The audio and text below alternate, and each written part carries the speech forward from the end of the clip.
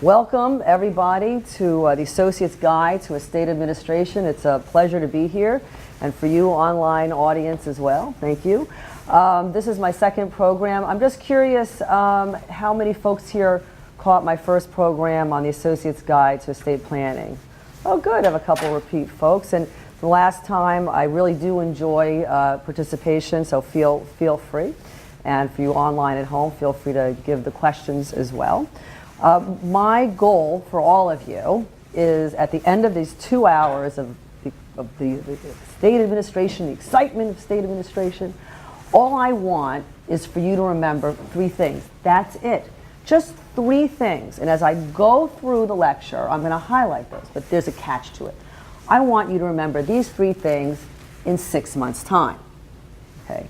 I mean, how many of all of us have gone to CLE lectures and we've gone to courses and we say, oh wow, that's really great, I like that point, and then, you know, a week later or 3 days later, it's like, I don't actually struggle to remember maybe 1 or 2 things. And fast forward a month from then, even more difficult. So as I'm going to go through, I'm going to highlight some of these takeaway points, value-added points, that if you can remember these 3 things, any 3 things that in 6 months' time, then I feel that I have done my job here. I mean, if there's more than 3, that's great also. I also want to get a feel from my audience here, how many folks here would consider themselves trust and estates attorneys, someone that works almost exclusively in trust and estates? Okay. How many folks here, there's nobody, how many folks here, you know, has it as part of their practice that of among a few other areas? Okay.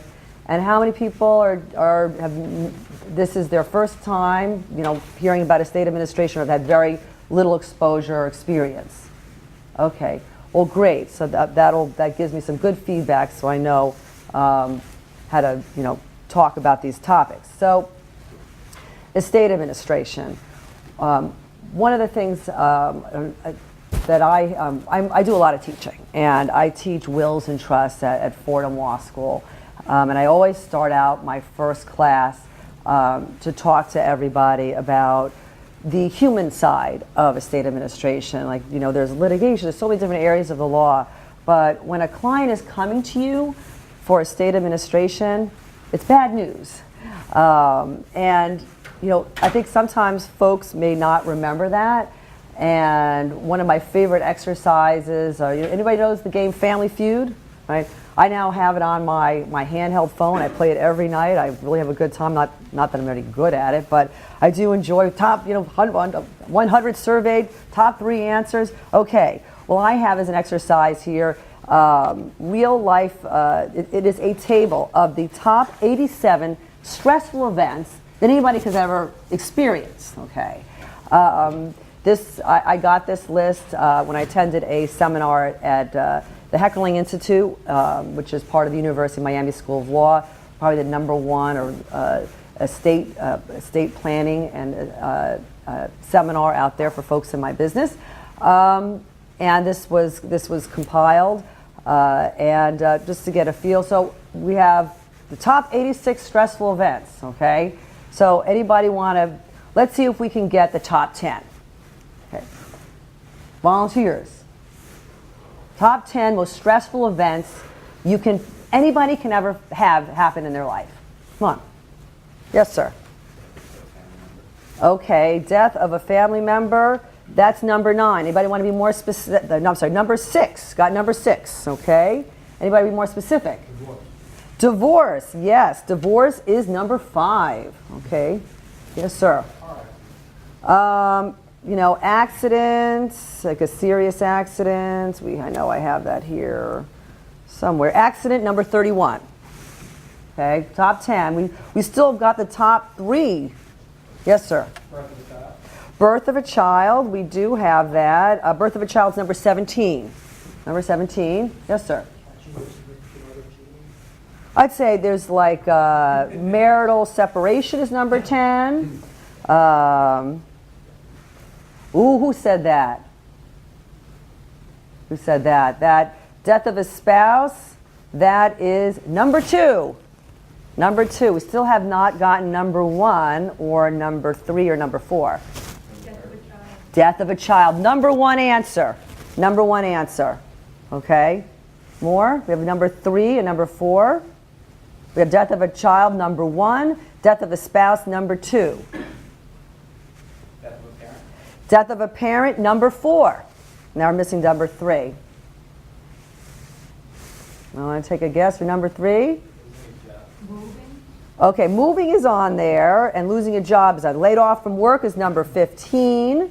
And let's see, moving. I know we had that in here. It's not one of moving, number 34. Yes, sir. One's own death. Pardon? One's own death. Oh, well, I guess you're gone. You can't Well, feel, I'm you know. saying I guess it's intense, major illness or injury. So you're impending. That's number 9. Number 3 is actually death of a sibling. So what's my takeaway from this? Number 1, death of a child.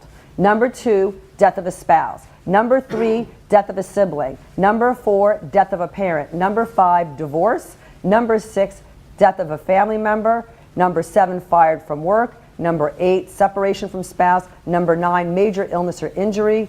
Number 10, marital separation. The takeaway point, what does the majority of these top 10 stressful events say to you? Well, that's, yeah, okay. Well, it's state administration and estate planning, okay? So when clients are coming into your office, we are hitting on a whole series of potentially the top 10 stressful events anybody can ever feel. So what does that mean? It means we have to be more patient, more understanding. When I'm with my clients, we're going to have some good days and some bad days. Some of our clients may not be the best listeners. Some of our clients may not do what they need to do when they say they're going to do it. Some of our clients, you call them, they may be distracted, they may feel sad. You're going to have to, try to make them feel comfortable in order to work with them to get the job done. So really when my takeaway point is remember that.